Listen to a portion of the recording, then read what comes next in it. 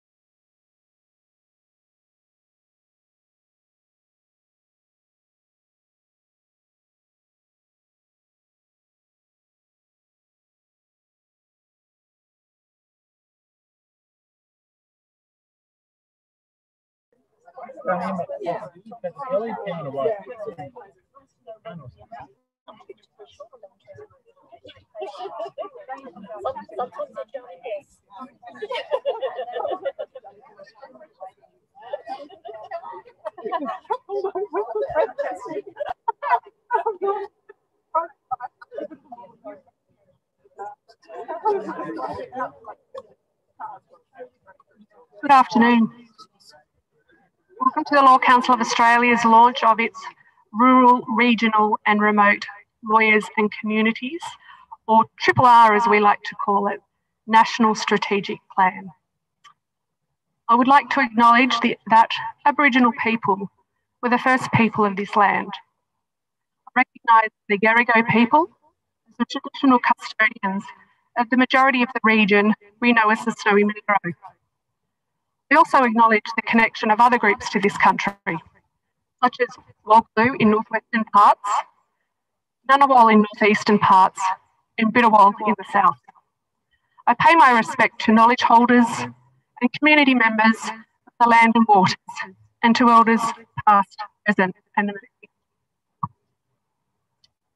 I formally welcome Dr. Jacoba Brash, QC, President of the Law Council of Australia, Michael Tidball, CEO of the Law Council of Australia, Snowy Monaro Regional Councillors Rogan Corbett and John Last, Registrar of the Cooma Local Court Angela Wilson, Mark Herbert, Vice President of the Cooma Chamber of Commerce, Paul Sullivan, Vice Chair of Rural Financial Counselling Service, local lawyers and their wonderful support staff, court registry staff, community legal centre practitioners, allied service, legal service providers, local professionals and interested community stakeholders. My name is Joanne Vandervaart and I'm the Chair of the Law Council of Australia's Rural, Regional and Remote Lawyers Committee, and I'm honoured to welcome you all to Cooma, the capital of the Snowy Mountains. I'm also a RRR lawyer practising here in Cooma. For those of us who are locals, as the saying goes, Cooma, so much to love. Today's launch is being live streamed from our new webpage, and I warmly welcome everyone who is able to join us on this platform this afternoon, including my fellow committee members. I thank them in particular for giving up their time in a pro bono capacity to contribute their expertise and experience in RRR practice, to establish the National Strategic Plan and help drive the initiatives around the country for the next 3 years.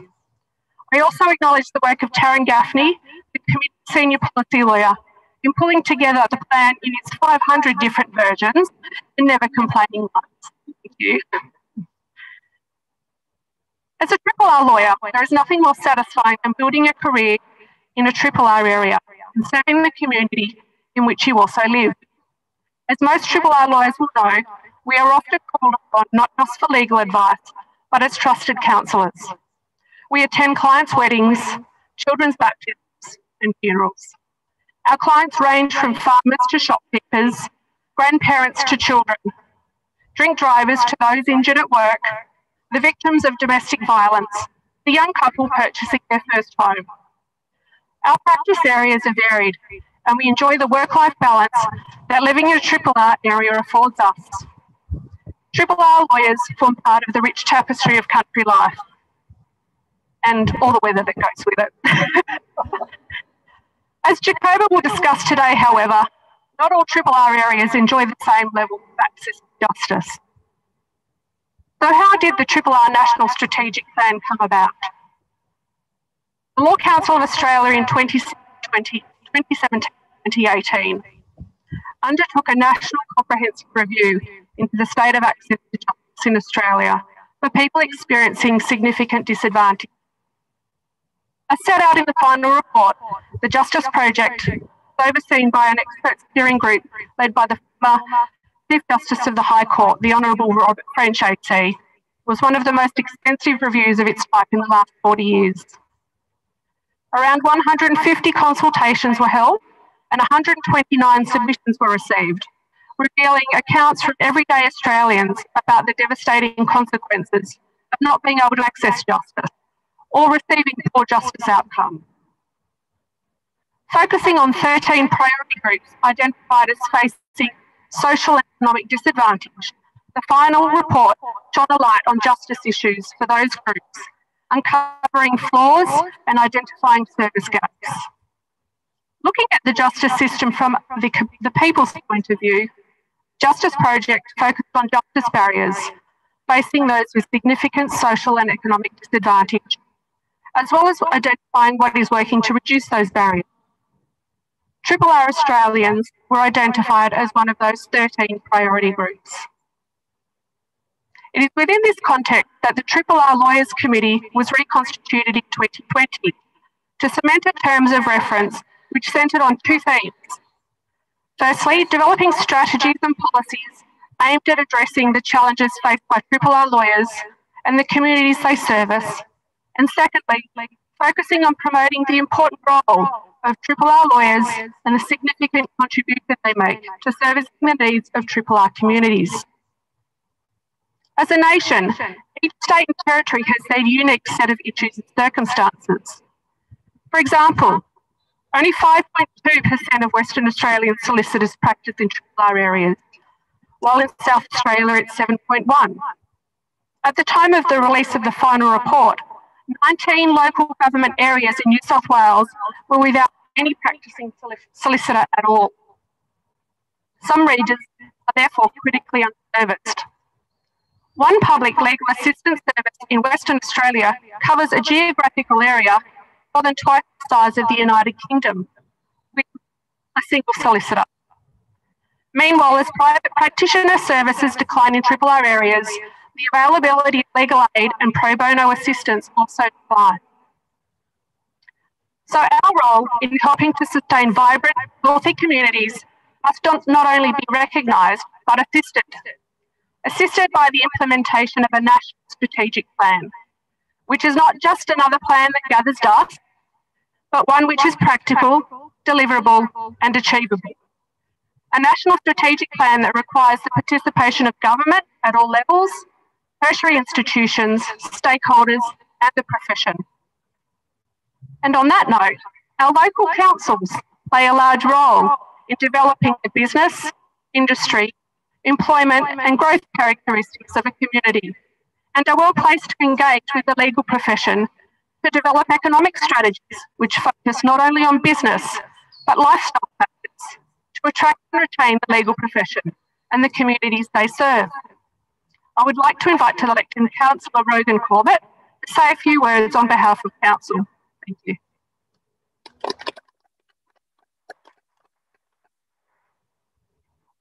Thanks very much, Jo. Everybody, thank you very much for inviting me here today. It's our pleasure to welcome you to Snowy Monaro region this week. On behalf of the Snowy Monaro Regional Council, I'm a councillor, Rogan Corbett, a resident of Cooma, where we meet here today. The strength of our local economy depends on various factors, many of which are impacted by the ongoing drought, fires and COVID-19. With tourism and agriculture as the key economic drivers of our region, this cumulative impact of these events has been profound. Never has it been so important to support our region, not only returning to normal business levels, but to build on our success and become a strong economy. A strong economy is built on the foundation of community, and that means residents who want to come here to work and to live will have enormous pressure on our housing stock at this point. At the same time, there are businesses who can't find enough staff to fill vacant roles. There are many barriers that determine who lives and who thrives in regional communities, including transport, costs, distance and poor connectivity. However, we offer an entirely unique lifestyle and wonderful opportunities for those who want to come and join us. Council liaises with chambers and business community regularly through our economic development team.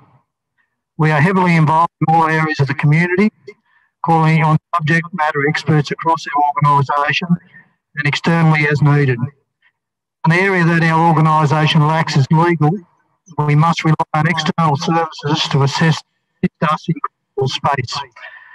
There are 9 legal practices in our region who must service a land area of more than 15,000 square kilometres and a population of around 20,000. Our communities rely on professional services being attracted to rural regional areas. This includes professions such as the law. Whether we be a private practitioner, community legal centres, complementary services. Our rural and regional communities have unmet needs in the legal space at family, criminal and business law, as well as local court level.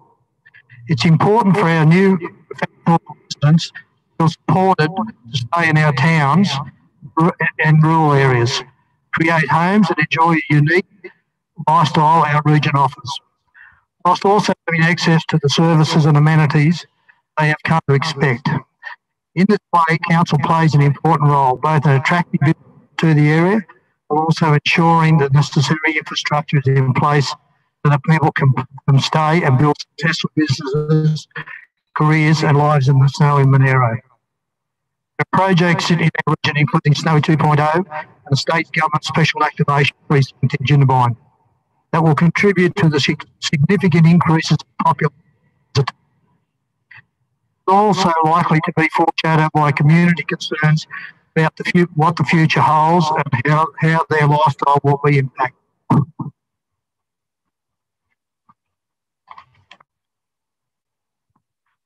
What is the key concerns in supporting a strong economy is that many laws and policies can be urban-centric, unsuitable for regional communities, or in our case, here in the Snowy Monaro, overly complex as we border both the ACT and Victoria. Planning for the raft of additional infrastructure, business growth, access to the region and new attractions is the key to our future. Working on improvements to ageing infrastructure and lack of services is a major consideration, not only in supporting current residents, attracting and retaining new and growing population. Everything is on the table right now. We face many challenges, but we're also present at a wealth of opportunity.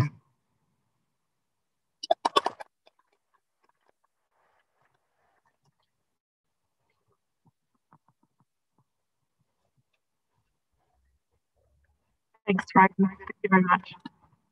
It now gives me great pleasure to introduce our keynote speaker for today, the Law Council of Australia President for 2021, Dr. Jacoba Brash QC. Dr. Brash joined the Law Council of Australia as Director from the Bar Association of Queensland in September 2017. In 2018, Dr. Brash was elected by directors to the Executive and then to Treasurer in 2019. Until her election as President-elect in late 2019, Jacoba was also the inaugural Chair of the Law Council's Domestic and Family Law Task Force, a member of the Family Law Section Executive, and inaugural Chair of the Australia Bar Association's Access to Justice Committee, and inaugural Chair of its Family Law Committee. In a break from her more usual areas of practice, Dr. Brash is the Chair of the Queensland Rugby League ASADA Anti-Doping Tribunal. Admitted to the bar in 2000, Dr. Brash's practice centres on family law, child protection, mental health law and family violence. She has appeared in various states and territories of Australia and often appears in the full court of the Family Court.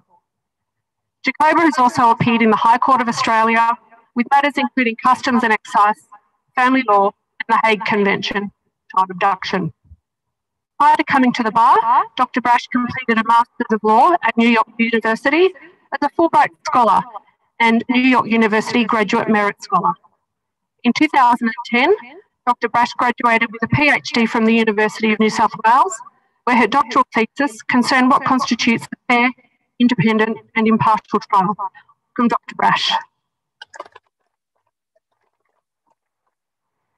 I'm going to turn this around slightly so I can see you all, because that's fallen down now. People, hello on camera. I'll turn it around so I can see you all a bit better. When we have afternoon tea, please call me Jacoba. Thank you very much for the Dr. Brash, but Jacoba will do fine. And with reference to the Rugby League Tribunal that I sit on, can I say in the heart of New South Wales, go Queensland.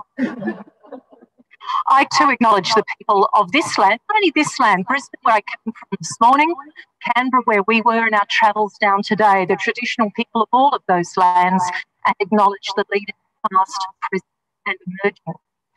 Also all of the dignitaries. I'm going to do the lawyer's trick. I repeat and rely upon all that Joanna has said before for coming today. Good afternoon. There's a fair few of us from the Law Council here today. Thank you for welcoming us to lovely Cooma. I'm embarrassed to say the last time I was in Cooma was in high school on a bus trip that went from Brisbane to, yes, you all know where we were going, Thredbo.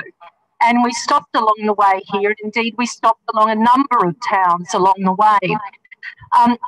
Being a little older and wiser, I think the point of the regular stops was not so much for us, but for the poor teachers who were stuck in a bus with 30 cranky, tired teenage girls. Then what could possibly go wrong? So I have spent some time here, but a little while ago. Before I talk about the importance of the Triple R strategy, I'd like to thank the people that have worked really hard to bring this together.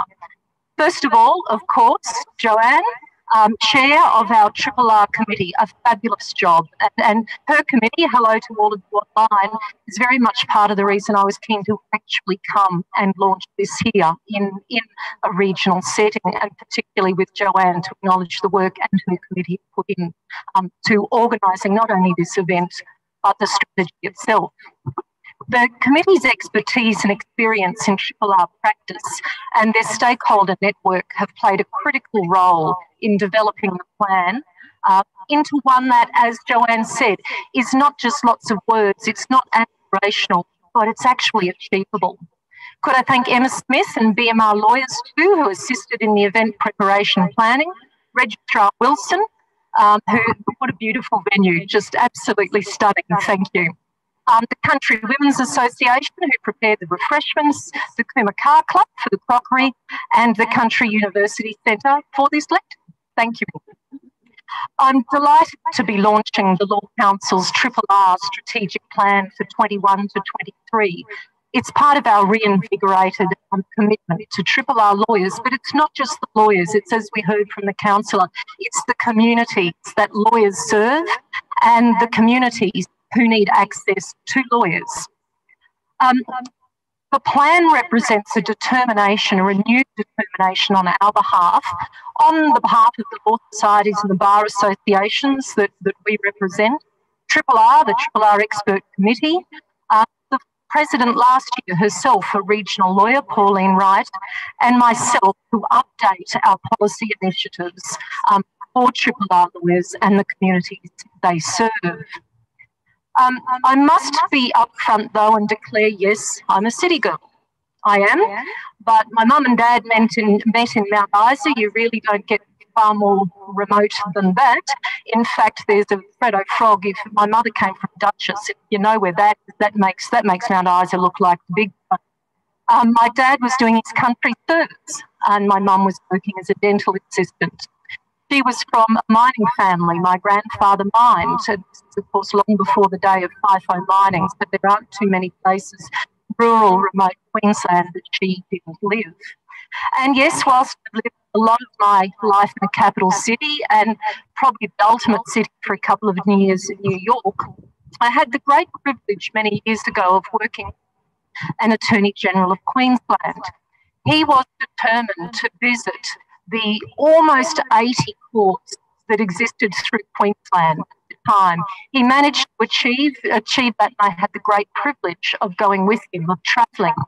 He wanted to talk to the community, talk to the lawyers, talk to the magistrates, and where there were judges, the judges.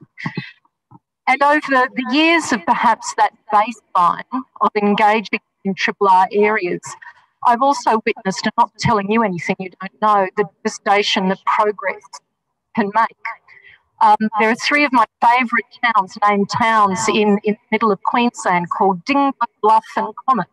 They were thriving towns because they had a road going through them. But it doesn't anymore.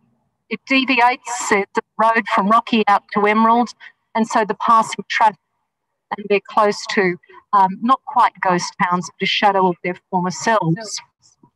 I also, before I worked attorney, worked for our electoral commission. We had the redrawing our local councils, and there were amalgamations in that too, and our state boundaries. Some of you are about my vintage and might remember we had Premier Sir Joe Bjelke-Petersen, and boy, he could draft electorates in weird and wonderful ways. Amazing how they always benefited him, party. Anyway, got to trawl around, you know, and I'd as a city girl and a map and go, well, why is there, you know, Jericho and Alpha, two lovely other names, Ilfracombe and Isisford, so close to each other? Why do they have no actual boundary between them? Well, in those cases, it was called the Great Dividing Range, which you discover when you get there. So much of what I had to say and much of my motivation to make this work with Joanne's committee and make it a priority for the Law Council is informed by those experiences. I don't have to tell you all that Triple R communities are diverse and dynamic, a whole range of legal needs and experiences, whether it's water rights, environment and planning, farm succession planning, which is something I see a lot as a family lawyer when something goes wrong within that family planning structure, and laws, of course, which have relevance to Indigenous people. Yet, as we've heard, the data indicates that 10.5% of the country's solicitors practice in country or rural areas. 30% of Australians living in those areas, the 10.5% of solicitors. In New South Wales, the ratio of residents to solicitors is just 1/3 of that for New South Wales overall. And as you well know, there's been a decline in the number of courthouses, local courthouses, which of course itself presents its own access to justice challenges. And then delay. If you have to get on a bus for 8 hours to get to court, if the courts are delayed through no fault of hard-working judges, magistrates and registrars, but simply because there's only so much you can do in a day, that can have real consequences. A legal service in Mildura described it within the Justice Project that Joanne talked about this way. There is certainly a disadvantage for Triple R clients in court. In one current example, there's a 3-month wait for child protection matters compared to 3 weeks in Melbourne. The family is really disadvantaged. The mother in this case is lost already because by the time she gets to court, there will be a new state quo set, and that's with the baby in someone else's care. 7 hours on a bus to Melbourne, the child protection jurisdiction won't fund our clients together. That's the experience stuff that has the potential for trauma for that family, that child, and their futures. And of course, there are difficulties. We have the advantage in urban areas of specialised courts, whether it's drug courts, Indigenous courts, circle of sentencing Indigenous courts, and the evidence is telling us that they really make a profound effect. But of course, that's a challenge for the Triple R community, where quite often around Australia, they're not so blessed with that evidence-based research that could actually take someone from the justice system to a productive life. It may mean, of course, and you would know this better than I, that people in difficulties who could most benefit from these specialist interventions or quick dispute resolution are missing out. Then, as a separate challenge, many Triple R communities are vulnerable, of course, to natural disaster. We had a terrific bus driver who drove us down. He told us a lot of stories, but it was very chilling to see how close the burnt trees were and the road break that was the highway. Seeing it on television is one thing, as of course I did, but to drive through and see the new bush, see where the fires and how close they've been, is really something else. We're also in another kind of natural disaster, COVID-19.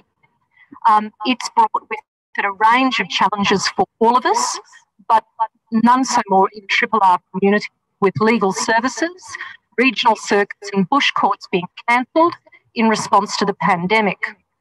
Of course, then I come from a very big state, Queensland. If you're in, for example, where my mother came from, Mount Isa, and you had to get to Cairns or Townsville Court, well, if there weren't any flights, what were you going to do?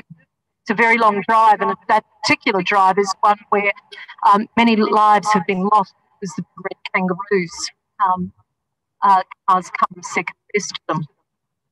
So that is, of course, fewer flights, remote community closures, state and territory border closures. That's all had difficulty with who need to travel to access legal services or to the court. Many existing pro bono arrangements really critical. Pro bono community legal centres are really the unsung heroes of the legal community. Many of those too have been adversely affected. I understand the Shoal Coast Community Legal Centre, 3 hours away, which attends every Monday. Understandably couldn't come during COVID, but to their very credit, as most lawyers do at times of adversity, they rise to the challenge. And instead of stopping altogether, they did all they could do, to their credit, phone assistance. Then, of course, we had to learn, the lawyers here, and well, almost all of us learned to offer our services in an entirely new way. And when it came to the traditional way of, put my robes on, go to court, speak to the judge, we all had to learn very quickly a new way, all these new electronic platforms. Lawyers are not traditionally good with innovation and technology, but we had no choice last year. So, things were getting through. Of course, jury trials impossible, but the courts are all to be congratulated, and the lawyers for finding a way to get people through whatever legal system they could. With a lot of us on the phone, and I think the most common phrase around the world last year is, "You're on mute." That's all very well, though, if you have a computer, if you have sufficient bandwidth to beam in, if you need privacy, example, family violence matters, and under the one roof with the person, with your partner. Many years ago, I was volunteering at our Queensland Women's Legal Service. It was, you give advice 1 night a week. It used to be there for 6 weeks. It was a drop-in service, still exists today, no appointment necessary. And a lot of the inquiries are about child protection, family violence and family law. And one woman, so this is 21 years ago, one woman said to me, she was asking about divorce. And I replied to her, well, you can download the forms online. And she looked at me, abjectly sad, but I don't have a computer. That reality check 21 years ago, it still haunts me today, that my frankly middle class first world life was not the common shared experience of everyone in this nation. And it remains a salutary reminder to me now that we are all not equal in accessing justice. All I've said so far plays into the Law Council's National Strategic Plan for 21 to 23, focuses on 5 key areas for action. 1, building awareness. 2, recruitment, retention, succession of lawyers. 3, technology. 4, promotion of RRR legal practice in education. And of course, advocacy. Each of those pillars has its own projects, whether it's working on relationships between RRR and city firms, considering pro bono work as recruitment and retention tool, liaising with universities. Can they help? Can they? I mean, the AMA, probably one of the best lobby groups, if you like, in Australia, is very good at its regional and remote outreach. They would be the first to say they don't have enough doctors in the communities, but they certainly have a program of which we will not be copying, but certainly looking to and trying to get more practitioners to the regions.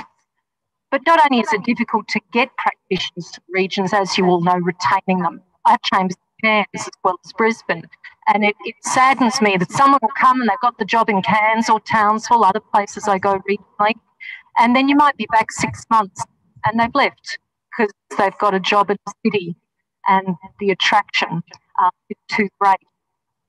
So first, building awareness. I'm pleased to say that we've updated and revitalised the webpage, which is now live, and I'm waving to them all now. It can be accessed by the Law Council homepage. It, of course, get updated as we work through the plan. The webpage is just one tool we'll be using to build awareness, and, of course, traditional media opportunities will also assist. Second, I've already touched on recruitment, retention and succession of lawyers. Vitally needs addressing. So the plan aims to develop strategies that will increase the number of suitably trained lawyers in RRR regions and to capture the valuable experience gained by lawyers working in these communities. These issues can be addressed in part by designing effective policy focused on recruitment and succession deficits that currently exist in retaining staff. Third, I've already mentioned technology. We are of the view at the Law Council that the profession's response to COVID-19 has offered us all a new opportunity to build on online delivery of courts, tribunals, dispute resolution. But we also have to remember that not everybody has access to a computer. The digitally poor, we already have enough divide. We have the missing middle when it comes to access to legal aid.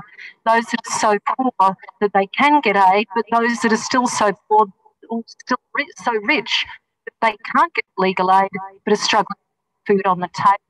We need to be careful we don't create inadvertently a missing middle, those who are digitally deprived. National Strategic Plan recommends the development of specific policy positions and recommendations to the government with respect to, what did we do last year that got us through COVID?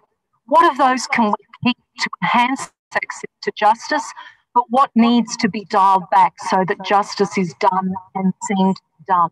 It's a very important balance, and one Joanne's committee will play a critical role in help us forming our view, or our representations, I should say, to the government.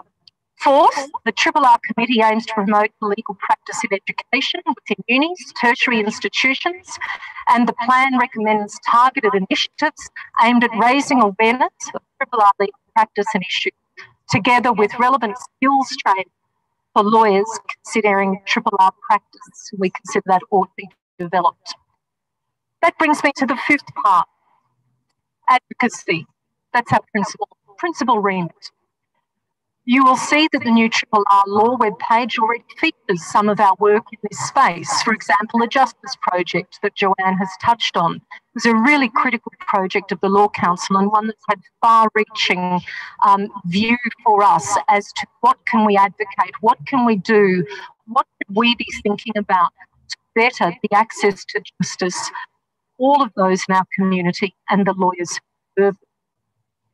Overall, the plan also has to evolve, and Joanne's already touched on this. It's going to be reviewed annually with the Law Councils, with our law societies and bar associations, and with our RRR expert committee. And it may be we identify additional projects that will actually have some effect on the ground.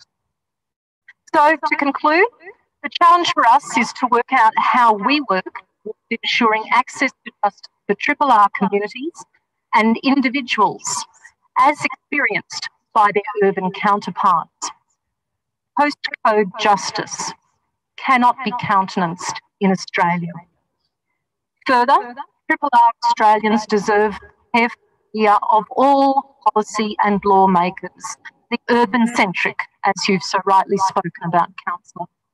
Without careful consideration of geographic, cultural and demographic, socio-economic factors which our justice system is designed and delivered in Australia, without our consideration of those, our guarantee of equality before the law will in reality remain somewhat shaky in practice. The plan is an opportunity to create everlasting change in RRR Australia, and I invite you all to work with us on this important journey. Thank you for your time today.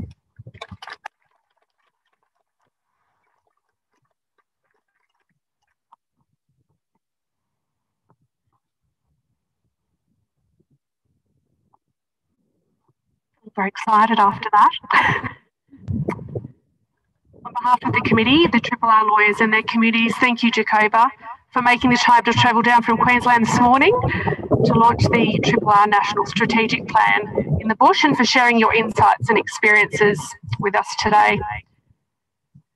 The next speaker needs no introduction in the local legal profession.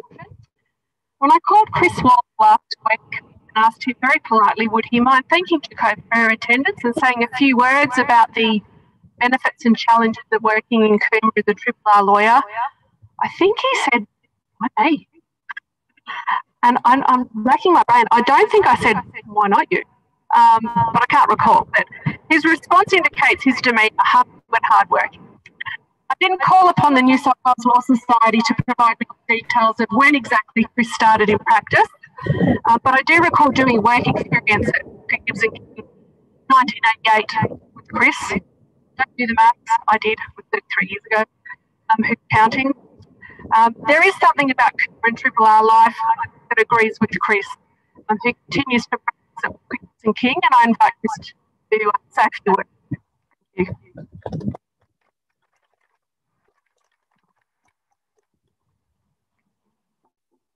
Thank you, Joe. I actually thought the reason Joe invited me was because even with my advanced age, I could stagger from where I work, which is visible just over there as far as this. But there may have been other reasons, I don't know. I'm Chris Wall. I can tell you, Joe, I've been admitted since 1981, almost 40 years. Throughout that entire period, I've practiced in Burma. So I'd like to welcome Dr. Kober and Michael and all the Law Council people and all those on what we all know is the centre of the known universe. Really acknowledged to be so. Almost everyone has a connection with them for one reason or another, even if it's only a bus trip many years ago. I was walking to work this morning very early and in my own little world thinking about a very difficult family provision and informal matter and very long and nasty affidavit I had to draft this morning. And just as I got probably about 300 metres over there, I thought I saw something move on the median strip in Soho Street.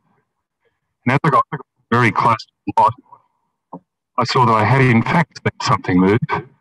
And so whilst when I got to work I really should have started on the affidavit and sort of thing, what I in fact was ring the police to tell them that there was a really large, very disturbed grey kangaroo bouncing across Sharp Street and heading in the general direction of Commissioner and Soho.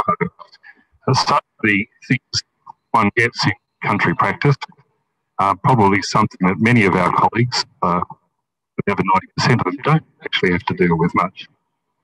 But what I would like to talk about a little is the part of the report that affects me. It's a little selfish, I know, but it's probably something I know about. I very much welcome the report. I can't see a lot of downsides to working in an RRR practice. I didn't know it called that until relatively recently. Saying a country practice will sound like an ancient soap opera, doesn't it really, for those that are old as me? But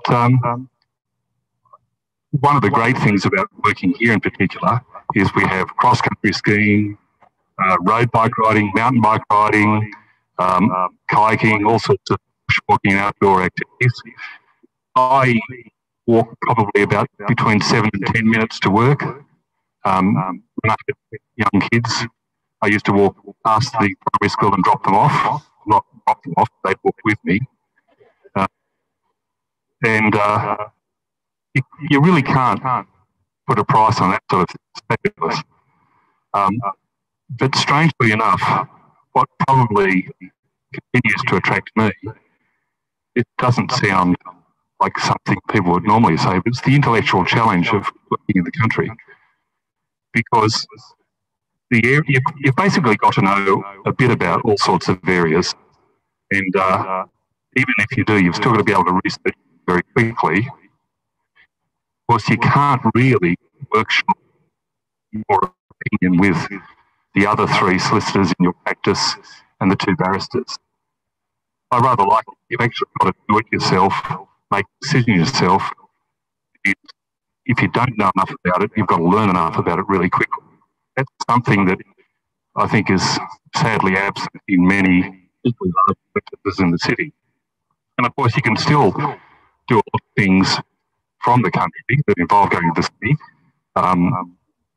Joe's very much involved with the Law Society and the committee of the Law Council. And many of us have various roles like that. I would have said that I'm not a person who has ever before really worried too much about stress in the workplace, not so far as I'm concerned. I've appeared before Justice Nobland, for example. Yes, they've got a chuckle those.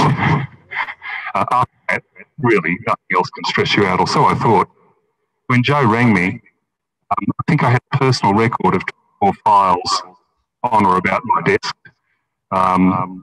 There was an email about the Mountain Galaxia and where the waterfalls of Bunbury Creek, not something you really need to know about.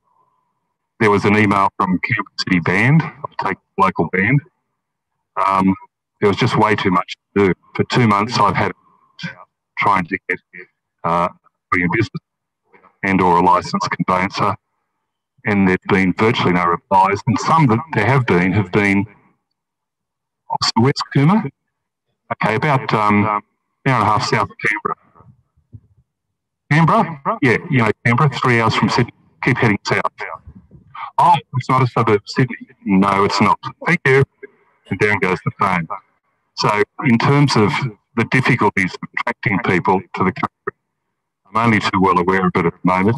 And if there's anything that can be done about that, I would be very personally grateful. But much more importantly, I think, there's a lot that can be done for the people of the bush, because that's really the object of the exercise, to serve people with medicine, law, and with various other professional services adequately in rural and remote areas. It's not an easy task. How we do it is something that exercises all minds, including a AMA, Dr. Jacoba. But we really need to work on that more for the people of the bush, the lawyers for the bush, but it wouldn't hurt me either. I'd like to thank Dr. Jacoba, Michael and all the Law Council people, and Joe and the RRR committee for their work. I'm personally grateful for the report and the follow-up that I hope will be coming. And I'm sure one who's lived in the country and has had problems getting access to professional services will also be very grateful. So thank you very much, all of you.